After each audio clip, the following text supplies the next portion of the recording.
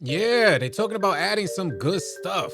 Recently just mentioned they're bringing back the momentum cross, but there's a caveat. We're about to get into all the details. If any of you guys are new here, drop a like and a sub, leave your thoughts in the comment section below. Let's get to the video. It's AllCity. Load up that clip. The Memento crossover makes its way back onto NBA 2K26. It was one of the most sought after dribble moves by dribble heads. It was what most players used to set up their dribble combinations and speed boosts. And it was a great way to misdirect defenders. I have crossover 2 on right now. You flick the right analog once, right? You hit turbo right when it's about to hit the other hand. You feel me?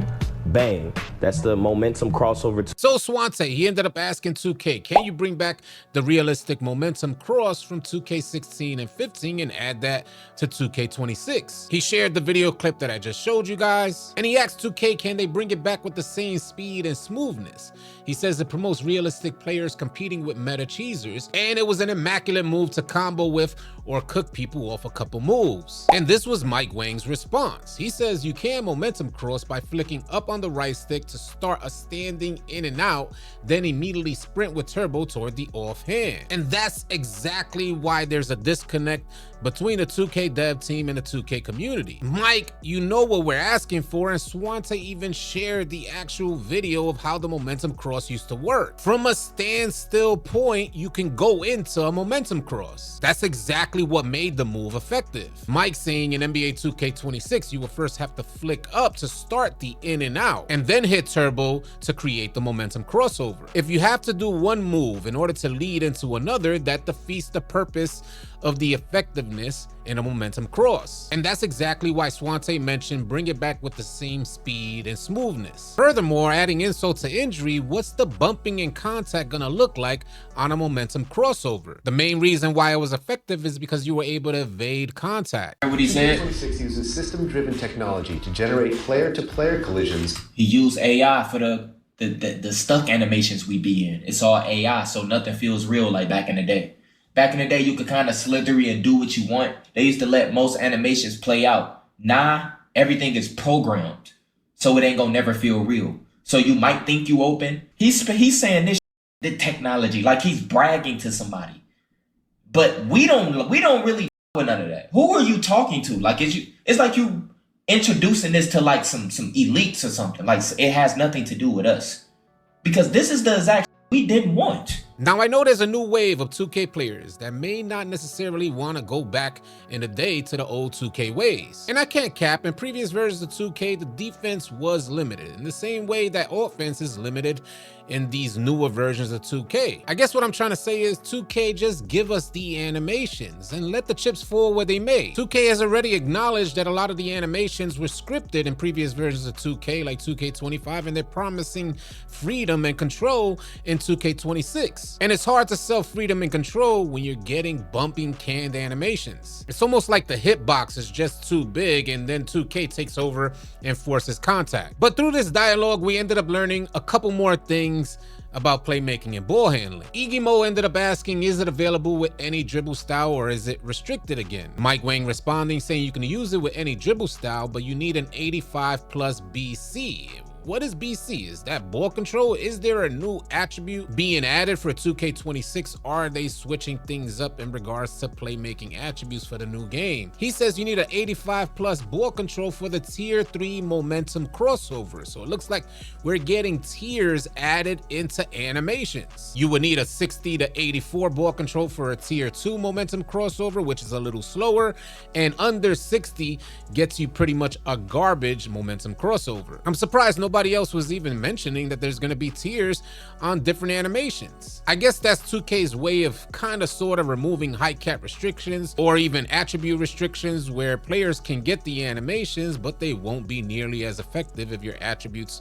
are not up to par. Now, I was really happy to hear that Mike Wang said we're getting the Scottie Pippen behind the back wrap to help navigate through the defense and split two defenders. It was one of my go-to moves in previous 2Ks. In this next post, Kush ended up asking to have the misdirection behind the back for NBA 2K26. Mike ended up responding saying you can do misdirection behind the backs crosses, tweens, and hezzies by starting a standing behind the back cross, tween, or hezzy respectively, and then immediately holding turbo and throwing the right stick in the opposite direction before the first bounce. And what it all really boils down to is how long does that first animation take before you guys actually get the animation you want? Because this is the exact tool that 2K used to minimize the effectiveness of dribble animations that players sought out. In essence, rendering a lot of the animations that players once loved damn near useless. I guess we just gotta cross our fingers and hope that 2K is able to execute well for 2K26. Moving on into the next segment, Mike Wang, he normally responds to 2K players through X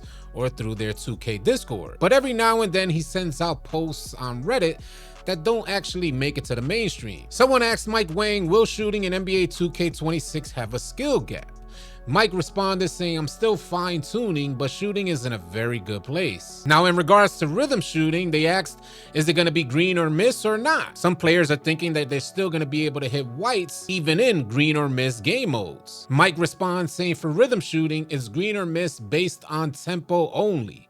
If you green tempo, you make the shot. If you don't, you miss. Excellent timing makes greening the tempo easier, but even if you green the timing and miss the tempo, you'll miss. Tempo is not a timing point like it was in 2K25. In 2K26, we're measuring the speed that you move the right stick.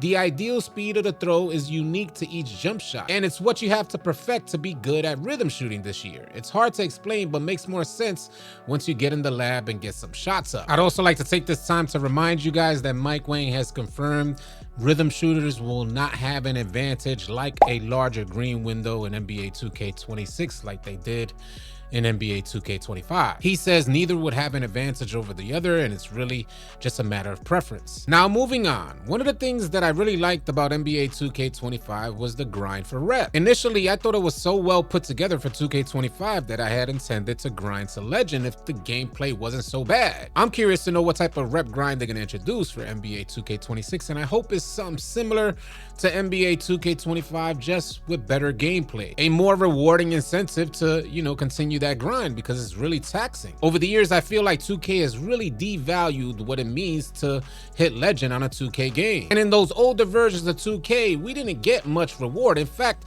in order to get a mascot, we had to pay 300,000 VC. Imagine you guys paying 300,000 VC for a mascot now. Man, in comparison to now, they used to do us dirty. We used to grind our life away, trying to reach the ultimate goal on a 2K game and becoming legend, and then pay for the opportunity to flaunt or boast about it. But you know where the major difference was? You know what was most rewarding? The respect, admiration, and support from your peers. The 2K culture used to be so lively. We didn't need anything from 2K. No type of reward from 2K. We got enough from our community. Nowadays, you see a legend and you walk right past them. To wrap up this video, I want to reference this last post and dialogue between Black Cobra, Power DF, and Evan. Black Cobra leading off says, the unfortunate reality of legend/rep grinding is that you'll be sacrificing your social life, responsibilities, and physical/mental health in order to obtain it. I don't think the reward for achieving the virtual status was ever worth the sacrifice, especially considering that you'll lose everything you spend time chasing once the new game comes out. I'd rather spend money than time. At least you can earn money back, while time, it's gone forever. Power DF ended up responding saying, for most people I agree, but as someone who actually hit legend, I don't regret it. And me either. The multiple times that I have hit legend in past 2Ks, I don't regret that as well. But like I said, there was an incentive there. You got rewarded from your peers. It was a satisfying feeling. But anyway, I'll continue on. The rewards weren't worth it, but the status was. That status launched my content career. Not everyone can flip it into something bigger, but for me, it was the start of everything. That's what Power DF said. It started all for him by hitting legend and allowed him to become the content creator he is today. Evan from 2K ends up responding saying, the fact that many don't even try to flip it into something bigger amazes me. Evan says he was just looking at the list of this year's legend 4s who are getting sent an NBA 2K26 code, getting NBA 2K26 for free. And he goes on to say, and so many don't even have an online presence that he could actually find. He says he's still happy for them and glad they enjoyed the game, but it seemed like a missed opportunity. But that's my point. Hitting Legend no longer holds the same value within the community that it once had, and that's mainly due to the direction that 2K once took the rep grind, undervaluing or devaluing the whole grind. Started in NBA 2K21. Anybody could hit Legend on that game. It wasn't until NBA 2K25 that they got the grind back right again. Not to mention the direction they took gameplay took control out of players' hands. The RNG and shooting made 2K more the player than the actual person on the sticks, ultimately making reaching the top rep a fluke. The direction that 2K took gameplay turned the 2K player base into a revolving door of players. Players are not nearly as committed or dedicated to the franchise as they once were. Surely someone hitting Legend on the newer 2Ks can become a content creator and make something bigger happen, but turning that into something bigger doesn't come with the same ease and value that it once had. I'm curious to know your thoughts about this stuff. Definitely share them in the comment section below. If any of you guys are new here, drop a like and drop a sub on your way out, and I'll catch you guys on the next video. Easy, y'all. If you guys are tired of running with randoms and you're looking for players to run with on NBA 2K, come on out and join the AllCity 2K Discord. The link will be in the description below. Find players and get runs now. Drop a like and drop a sub on your way out. Leave your thoughts and comments in the comment section below. I'll catch you guys on the next video. Easy, y'all.